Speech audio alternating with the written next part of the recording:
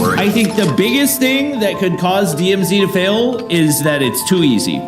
If the rank system is good, if the game is actually challenging, I think it will be a fan favorite. As anti-change as MP players are, BR players are even more anti-change. Even if they added Verdansk, everybody would still just go back to Isolated.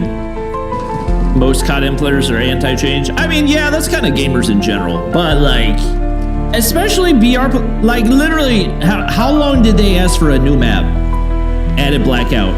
Literally, everybody went back to Isolated as soon as they brought it back.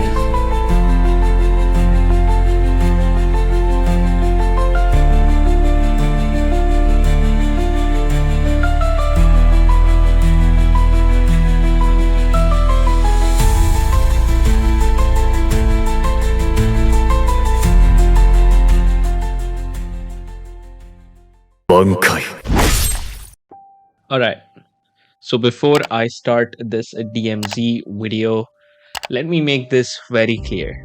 The only reason I wanted to make this video is because most of the DMZ videos I see are either sponsored content by Call of Duty Mobile partners or tutorial videos made by tutorial channels.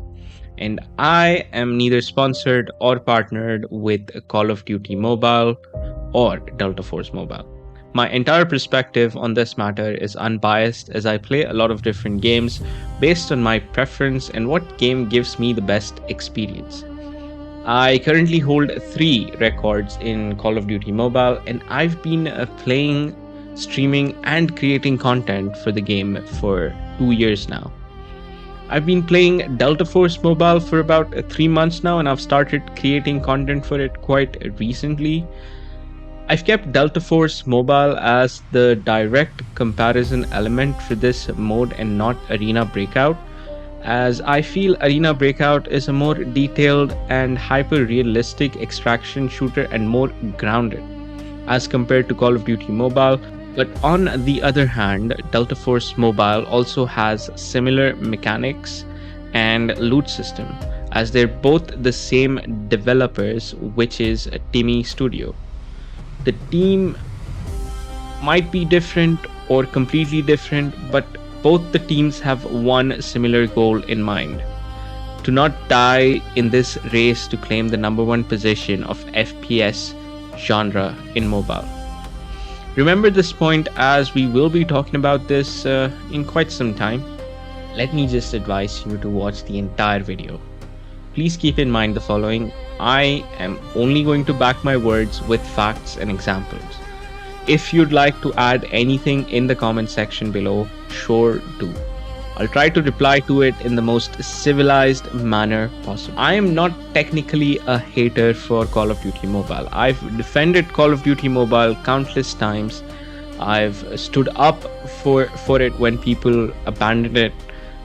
And right now, I just feel betrayed as to what's going on inside of the game and how the core community has been forgotten by this game. Call of Duty Mobile has 4 modes. Yes, you've heard that right. 4 modes, or had 4 modes. Multiplayer, Battle Royale, Zombies, and 2 years ago, without listening to the community, they wanted to cash in on the fact that large-scale sector-driven sandbox modes were popular back then. And they conducted a lot of PR campaigns around it, similar to what we're seeing right now with the DMZ mode. This mode was called The Breach. You might have heard about it, you might have played it, or you probably joined after this game mode was completely removed from the game. Unfortunately, not a lot of players were playing it back then, and they had to end up removing it. I mean, think about it. This was during the time the BR community was asking for a new map. Now, imagine if Activision allocated all of these resources into giving the community what they wanted rather than going on doing whatever they feel is right. I think not listening to the community is deeply rooted inside of Activision. Time and time again, we've seen this go down with their mainline titles, and now we see it happening with their mobile platform as well. Just like they've decided to do their own thing with Warzone Mobile, which eventually led to its downfall. When was the last time we saw a significant change in multiplayer to keep things fresh? We've had the USS 9 meta for over a year now. Heck, I'm not even going to talk about zombies right now. We've never had update for it ever since they relaunched the Undead Siege mode, and mostly people only play that mode just to grind the Aether Crystal camos. Zombies mode has gone through the most neglected middle child syndrome in the history of Call of Duty Mobile. We've had the same maps in BR for I don't know how long. A lot of people will say the addition of Cry, but again, it was a hit and miss. The only thing that makes Battle Royale special is recall to OG sandbox multiplayer maps that pay homage. For instance, here are the two masterpieces of maps in Battle Royale, Isolated and Blackout. In these maps, you'll find instances or recreation of famous multiplayer maps, for example, the nuked version of Nuketown and Raid Mansion in Blackout. Kill House and Standoff in Isolated map. It gives little to no gameplay advantage, but gives a sense of belonging and keeps sending us the information that it is the same game called Call of Duty Mobile, which we love playing. However, Cry missed this by a long shot, though it gave us a map, but nothing new came with it, other than a train that goes around the entire map and a half-cooked, ill-managed mini-campaigns. If it was a map that Call of Duty devs wanted to give to the community, they could have given us a Verdansk-style map with diverse interiors and similar to what the community got used to with their limited time they've had while playing Warzone Mobile.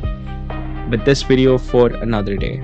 I genuinely feel that Call of Duty Mobile has lost its touch with reality, like most too big to fail games become, and have started to go down this downward spiral of destruction where they've stopped listening to their core audience. The same audience that made Call of Duty Mobile for what it is today and started focusing on the casual, newer player base. Now, I do understand the importance of the newer casual player base and how it's important to have them in a game for it to grow, but also having elements that severely favors casual new players in a game where SBMM exists. Definition time for the casual people that are watching this video. Skill-based matchmaking, SBMM, is a set of score in the backend server which isn't available or visible to you, but it does exist. For example, a player who's been playing the game for 4 hours with a KD of 4 and with an objective time of 2 minutes average will go up against a player with equal or a little plus or minus for balance. But the flawed state of SBMM in Call of Duty Mobile is questionable at best and requires a lot of rework, given that the teams are now being the most imbalanced that they've ever felt before, and sometimes leading up to being stiff because of how terrible and menacing it can get. We can genuinely see this in a lot of games where you're scoring 40 plus kills, 2-minute OBJ time, while there are 3 people in your team with 2 kills in 2 seconds of OBJ time, which becomes frustrating at best. There was a time when solo players only went up against other solo players, but with some updates in the past, which started making solo players go up and pair up against 2-stack, 3-stack, and sometimes 4-stack with double rank XP. But this took away the fun from the solo grinders, which evidently led to lesser and lesser solo grinders in Call of Duty Mobile. Another concerning factor here lies with the balance changes.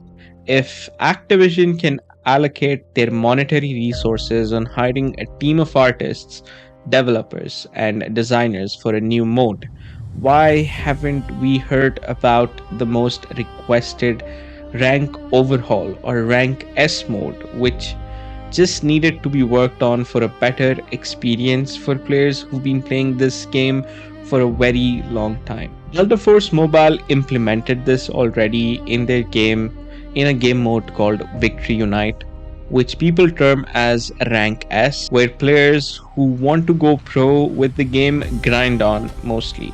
But no one in this community actually asked for this. The mode is being shoved down our throats, and they are trying their best to make the core audience love it.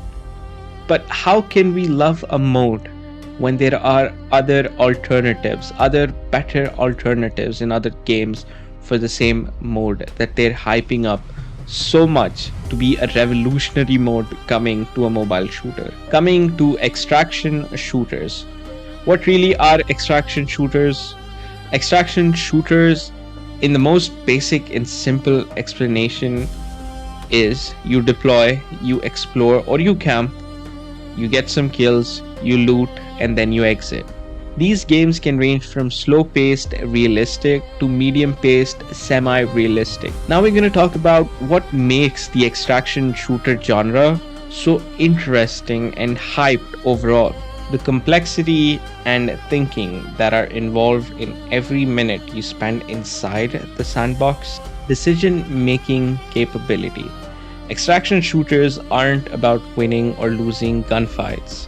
It's all about complex decisions that you take during your stay inside this sandbox, which determines your successful extraction or your failure. The risk to reward ratio in these games are rewarding and gives people an adrenaline rush for every right decision and punishes for every hasty decision, with a pump of sadness of losing it all. One more thing about an extraction shooter is the depth involved in understanding it. And this is where the magic lies. Understanding the maps, understanding the loot, and understanding the extraction points and which gun works best in a situation you've been thrown into. Another thing that I'd like to add, which I saw as a feature in Delta Force Mobile, is the extraction of a Mandel brick. For people who do not know what a Mandel brick is, it's an object that can give you in-game premium skins which you can either pay for or grind for. But every time there's a Mandel brick drop in a map, always remember there's going to be a lot of competition to get this brick. Unfortunately, I wasn't able to see a similar thing in Call of Duty Mobile, since Call of Duty Mobile's economy is solely based and dependent on you buying their currency with real life money. It couldn't give you the same type of rush as compared to what people in Delta Force Mobile experience. Map designs for extraction shooters are extensively researched and planned to give advantages and disadvantages based on your spawn point and location on the map. Extraction has to be done within a time frame, and if you aren't able to extract in this particular time frame, you result in a failed extraction, which means you'll be losing everything you've earned in that match, and also the loot items and the armor that you put on when you were coming inside of this sandbox. What did I feel after looking at the promo material in all the live streams for the DMZ mode? Straight off the bat, the number one core problem is the lack or complete deletion of complexity of an extraction shooter. The depth and immersion it requires to make an extraction shooter interesting. Some of the missing elements from this mode, which I feel are limited stamina bar. Even if we assume that this is an extraction game that's taken place in the distant future, where you probably do not need stamina to keep on running for unimaginable period of time, having an energy bar or stamina bar is crucial for decision making practice, whether you should use up your stamina or conserve it during a gunfight for rotation when you're having a PvP fight. Automatic health recovery, I do not know why this was implemented, or if the engine wouldn't be able to display or calculate how much health has been lost and is losing because of an open wound, broken bone, and if it's not able to project these injuries on your screen. Gameplay mechanics. I know a lot of people love the current engine of the game and the art style of the game, but over time it's lost its charm without proper overhaul to the engine for over years. To understand better, there was an event in Fortnite where they shifted to a newer engine and everything with a big event followed by the entire revamp. The same thing happened with Farlight 84 where they gave the game a complete new look. Most of what I see in the game at this point are recycled elements and assets from multiplayer and battle royale, which fails to give the DMZ mode its own or a refreshing look to an already existing old game. Missing audio cues and directional awareness. Most extraction shooters give a lot of hint and cues based on audio, footsteps, the type of ground they're walking on, number of operators. Yes, Call of Duty Mobile decided to not include this and port their audio cue system they had for Battle Royale, which doesn't really give you a correct idea if the enemy is above you and the distance between you and the enemy. The details that games like Delta Force Mobile and Arena BreakOut have are phenomenal, and the ones we get with Call of Duty Mobile are bare bones and again oversimplified. Lackluster PvE experience. Now, I'm not gonna say anything about the PvE experience as I feel the enemies present lack of situational awareness and have to be a little bit more intelligent depending on the type of enemy and their rank hierarchy. For example, the boss present in the DMC Recon mode seems a little too counterintuitive. Without a backstory, without a purpose, bringing a sword to a gunfight and phasing all over the place. Also, I recently found out that all you need to defeat this boss is 2 Molotovs. The following clip is something I'm going to show to you is of the boss you get in Zero Dam in Delta Force on easy mode. He's a very aggressive and has a lore as to why he's so aggressive in tracking you down. His spawn location is usually random on the map between 2 or more high loot areas. The intensity at which this boss attacks is genuinely scary. Defeating a boss should be a little harder than this, is what I feel like, which gives people the incentive to talk about it as a prestige. However, I'm going to stick to what I said before. The PvE is lackluster at best.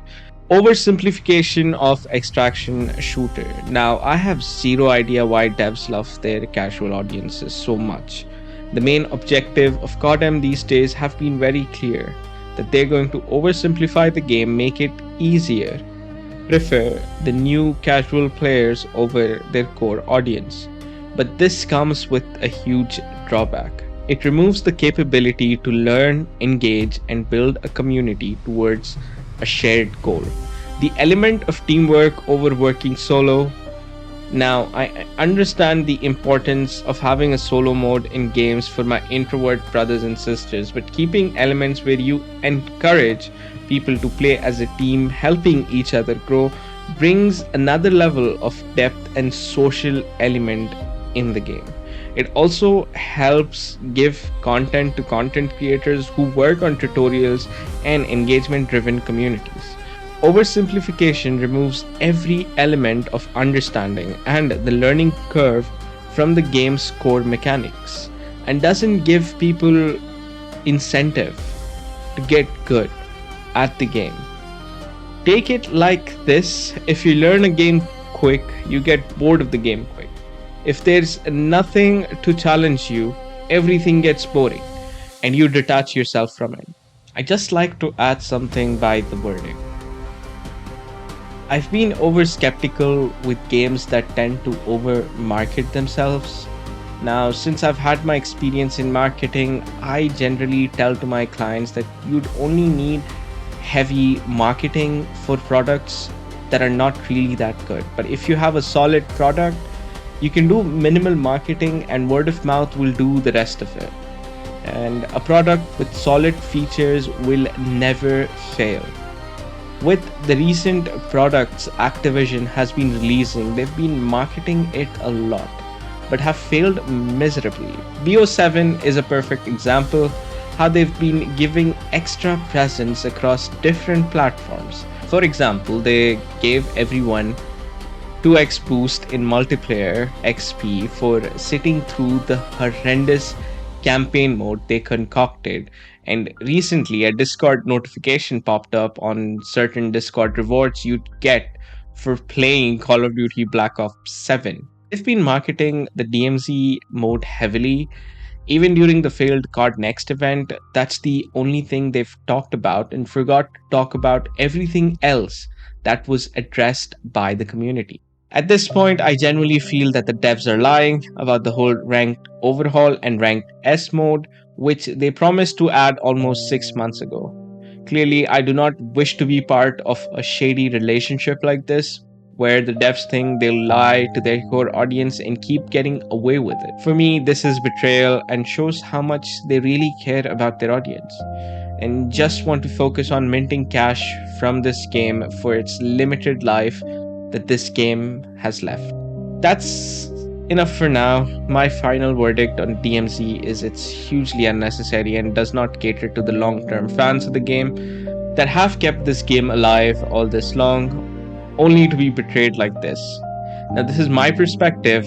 If you'd like to share your perspective, please use the comment box below and I'll listen to it and address it with the utmost respect. Now, guys, remember this. I've been playing this game for such a long time. I loved this game. And to be betrayed like this is sad.